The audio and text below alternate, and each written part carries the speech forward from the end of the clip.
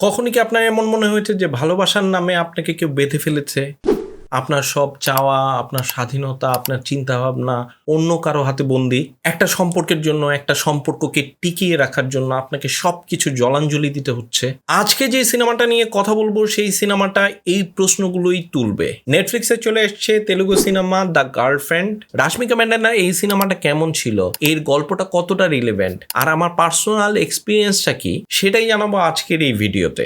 The গার্লফ্রেন্ডের পরিচালনা করেছেন রাহুল রবীন্দ্রন। মূল চরিত্রে আছেন রাশমিকা মান্দানা, আর তার সাথে আছেন দীক্ষিত শেট্টি আর অনু এমানুয়েল। সিনেমাটা গত নভেম্বরে থিয়েটারে রিলিজ হলেও 5ই ডিসেম্বর থেকে নেটফ্লিক্সে স্ট্রিমিং হচ্ছে। তেলুগু ভাষা ছাড়াও সিনেমাটা আপনি হিন্দি ডাবেও দেখতে পারবেন। আজকের রিভিউতে আমি এর গল্প, ক্যারেক্টার, অভিনয় এবং থিমেটিক নানা বিষয় নিয়ে বিস্তারিত কথা বলবো।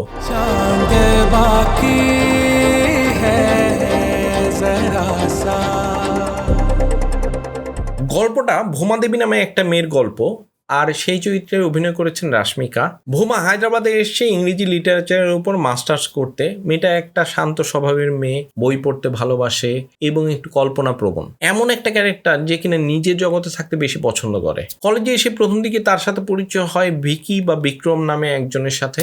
ভিকি চরিত্রে অভিনয় করেছেন দীক্ষিত শেট্টি। ভিকি বেশ জনপ্রিয়, সুদর্শন এবং আউটগোয়িং টাইপের একটা ছেলে। প্রথম দেখাতেই সে ভোমার প্রতি এক ধরনের আকৃষ্ট হয়, কারণ ভোমার নেচারের মধ্যে সে তার মায়ের মতো একটা নরম এবং কেয়ারিং স্বভাব দেখতে পায়। আর এইখান থেকেই শুরু হয় একটা জটিল সম্পর্কের গল্প।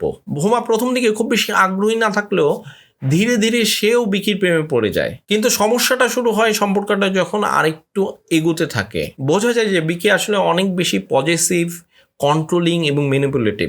যেটা প্রথমে ভালোবাসা মনে হয়েছিল, পরবর্তীতে সেটাই হয়ে যায় এক ধরনের ইমোশনাল জেল। আর এই ইমোশনাল জেল থেকে বের হবার যে যাত্রা, সেটাই হচ্ছে দ্য গার্লফ্রেন্ড সিনেমার মূল গল্প।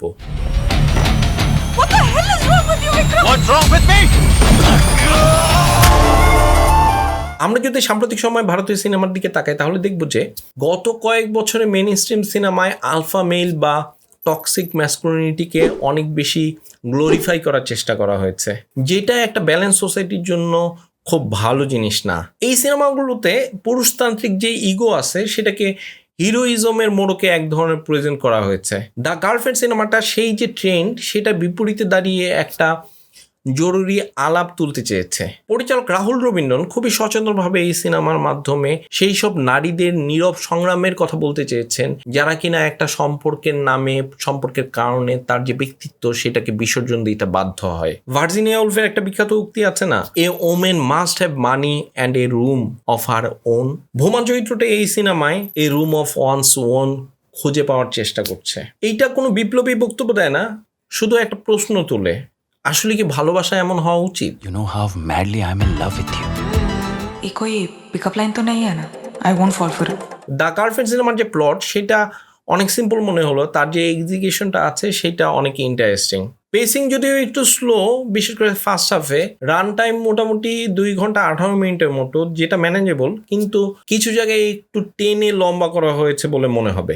ডায়লগগুলো বেশিরভাগ ক্ষেত্রে ভালো, অর্গানিক, একেবারে কথোপকথনের মতো মনে হবে। পরিচালক আমাদের কাছে সরাসরি কোনো কিছু খুলে বলেননি, কিছু কিছু মুহূর্ত দিয়ে তিনি সত্যটাকে তুলে ধরার চেষ্টা করেছেন। যেমন একটা সিনে ভুমা ভিকির মায়ের সাথে যখন দেখা করতে যায়, তখন ক্যারেক্টারের যে সাইকোলজি, মানে ভিকি ক্যারেক্টারটা কেন এমন হয়ে উঠলো, তার কারণটা পরিষ্কার বুঝে যাবেন। আবার আমাদের সোসাইটিতে যে নারীর আসলে অবস্থানটা কোথায়, সেটাও আপনার কাছে পরিষ্কার হবে। এই সিনেমার মূল যে বার্তাটা, সেটা হচ্ছে ভালোবাসা মানে নিয়ন্ত্রণ না, ভালোবাসা মানে মালিকানা না। সিনেমাটা আমাদের সমাজের যে পেট্রিয়ার্কির বিভিন্ন রূপ, সেটাকে এক ধরনের এক্সপোজ করে। ভিকি যখন বলে যে তার এমন একজন গার্লফ্রেন্ড চাই যে তার মায়ের মতো হবে, তখন শুনতে খুব সুইট লাগে, কিন্তু এইটাই আসলে মূল সমস্যা। কারণ সে আসলে কোনো পার্টনার চায় না, সে চায় একজন কেয়ারটেকার। এই সিনেমাটা বর্তমান সময়ে খুবই প্রাসঙ্গিক, বিশেষ করে বাংলাদেশ এবং ভারতের মতো সোসাইটিতে, যেখানে এই যে ইমোশনাল অ্যাবিউজ কিংবা গ্যাস লাইটিংয়ের যে মতো যে বিষয়গুলো আছে, সেগুলো নিয়ে খুব বেশি কথা হয় না। তেলুগু সিনেমায় এই যে টক্সিক রিলেশনশিপ, সেটা নিয়ে এর আগেও সিনেমা হয়েছে। অর্জুন রেড্ডি তার মধ্যে অন্যতম, যার হিন্দি ভার্সনটা ছিল কবির সিং। কিন্তু এখানে দ্য গার্লফ্রেন্ড আরো বেশি ম্যাচিউর অ্যাপ্রোচ নিয়ে গল্প বলেছে। অর্জুন রেড্ডিতে যেমন এই টক্সিক রিলেশনশিপকে এক ধরনের গ্লোরিফাই করা হয়েছে, আর এখানে তার বিপরীতে দাঁড়িয়ে এক ধরনের প্রশ্ন তুলেছে। যদিও রাহুল রবীন্দ্রন খুবই স্পষ্টভাবে বলেছেন যে এটা আসলে অর্জুন রেড্ডির কোনো এন্টিথিসিস না, তার যে নিজস্ব চিন্তাভাবনা সেটা দিয়েই তিনি এই গল্পটা বলতে চেয়েছেন, কারো কোনো ভাবনার এন্টিথিসিস তৈরি করতে চান নাই। क्या तुम विक्रम के साथ सच में खुश हो?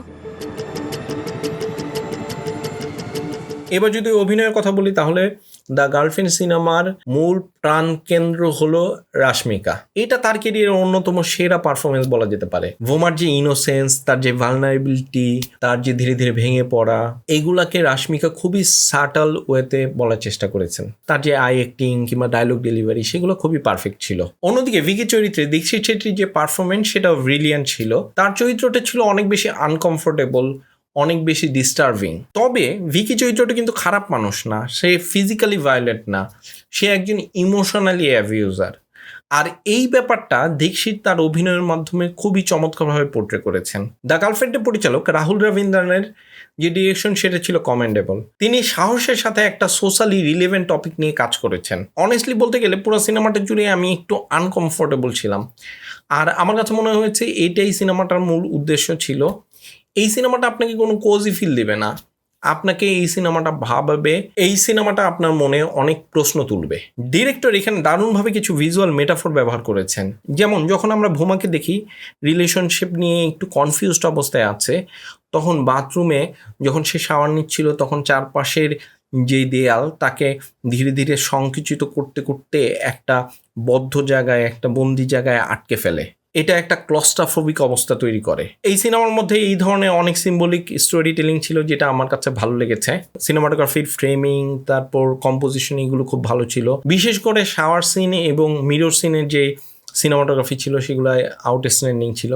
কিছু জায়গায় এডিটিং আরো একটু টাইট হতে পারতো। প্রোডাকশন ডিজাইন ভালো, কলেজের যে ক্যাম্পাস, তারপর হোস্টেল, বাড়িঘর, এগুলো সব কিছুই রিয়েলিস্টিক লেগেছে। আর সবচেয়ে ভালো লাগার যে বিষয় ছিল সেটা হচ্ছে এই সিনেমার যে বিজিএম, সেটা এর ন্যারেটিভের সাথে খুব ভালোভাবে ব্লেন্ড হয়েছে। সার্বিকভাবে যদি সিনেমাটা মূল্যায়ন করতে হয় তাহলে বলবো এটা একটা কোনো মাস্টারপিস সিনেমা না, কিন্তু খুবই ইম্পর্টেন্ট একটা সিনেমা। সিনেমাটা তার যে উদ্দেশ্য আছে সেটা পূরণ করেছে। এই সিনেমাটা মানুষকে ভাবাতে পেরেছে, কিছু আনকমফোর্টেবল প্রশ্ন তুলেছে, যেটা এই সময়ে এই সমাজের জন্য খুবই প্রাসঙ্গিক। আবার চরিত্রগুলোর যে পারফরমেন্স সেটা অনেক ভালো ছিল, বিশেষ করে রাশমিকার যে অভিনয় সেটা খুবই ভালো লেগেছে আমার কাছে। আপনার যদি ইন্টেন্স রিলেশনশিপ ড্রামা পছন্দ হয়, থট প্রভোকিং কন্টেন্ট দেখতে ভালো লাগে, তাহলে এই সিনেমাটা আপনার জন্য।